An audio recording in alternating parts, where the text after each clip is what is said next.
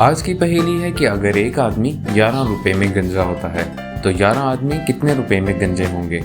जवाब जानने से पहले ये देखते हैं कि जब यही सवाल लोगों से पूछा जाए तो वो इसका क्या जवाब देते हैं। एक आदमी 11 रुपए में गंजा होता है तो ज़ाहिर है 11 ही होगा। 1 रुपए में 11 रुपए में होगी। इस सवाल का सही जवाब है 121 रुपए। और क्या आप जानते हैं ऐसा कौन सा लफ्ज़ है जिसे हम लिखते तो हैं लेकिन पढ़ते नहीं हैं। अगर आप जवाब जानते हैं तो कमेंट सेक्शन में टाइप करें। मज़ीद पहेलियों के लिए चैनल को सब्सक्राइब करना मत भूलें।